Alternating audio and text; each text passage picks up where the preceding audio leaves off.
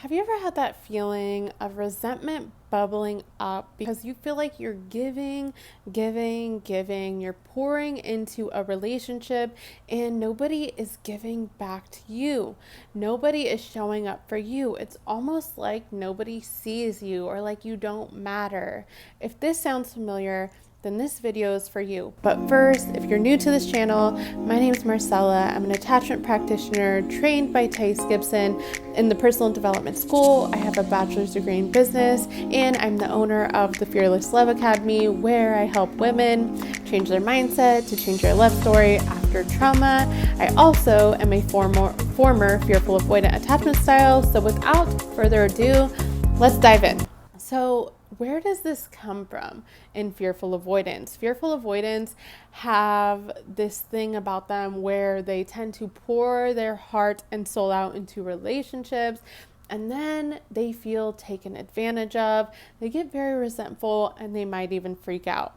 Where does this come from? Well, number one, fearful avoidance usually grew up in an enmeshed household. So for some reason or another, fearful avoidance felt like they needed to save their caregiver. Maybe their caregiver had some form of addiction, had some kind of depression going on, something bad where they felt like, they couldn't really add any more to their caregiver's plate. So as a result, the fearful avoidant child learns that I'm responsible for their needs. I need to help them feel better, right? I need to show up for them. And what this does is it causes the fearful avoidant to have these enmeshed beliefs about themselves and relationships. It's like, I need to be attuned to what other people need, and I need to show up for that accordingly. So fearful avoidance in their adult romantic relationships tend to be very hyper attuned to what's going on in their partners, and that hyper attunement or that hyper vigilance in fearful avoidance, if you weren't familiar, stems from growing up in chaotic environments. So usually they felt really unsafe a lot of the time, and as a result they decided that if I can tune into things very deeply and I can pay attention to every little micro change in people or my environment, then maybe I can predict what is going to happen before it happens and take action to stay safe. And so fearful avoidance, between the hypervigilance and the enmeshment trauma that they experience, they tend to operate in their romantic relationships in adulthood with the same beliefs, right? It's like enmeshment is this belief that I'm responsible for how you feel and meeting your needs, and you are also responsible for how I feel and meeting my needs. And because fearful avoidance kind of have this caretaking spirit, right? Like always wanting to show up and kind of save the other person, they do this with their romantic partners. So they're always pouring in, they're always giving, and they are expecting the same thing in return. But when this doesn't happen, they start to have all this resentment building up behind the scene. Why? Because they're pouring in and they have these enmeshed beliefs, right? I'm responsible for your feelings, you're responsible for mine. So they're expecting that their partner is how they are, that they should be paying attention to what I need, that they should be tuned into me and be showing up for me, because if they cared about me or they loved me, that's what they would be doing for me, right? And the moment this doesn't happen, they start building that resentment take. They keep pouring in until eventually they blow up and they're like, I've been doing this, and you haven't been doing anything for me. And they kind of have this freak out moment. But the crazy thing is after they kind of blow up, fearful avoidants tend to feel a little guilty about blowing up, and then they go back to giving, and then the resentment builds up again, and then they blow up again, and then they feel guilty for blowing up, and they continue this cycle over and over and over again. Now, one thing I need you to understand is that emotional volatility in relationships is a top killer of relationships. It's one of the main reasons why relationships end. Studies have found time and time again. So it's very important to grasp a handle on this behavior as soon as possible, especially if you want sustainable and healthy relationships moving on. And so back to the topic of like fearful avoidance pouring in, right? um, they expect their partners to be a mind reader.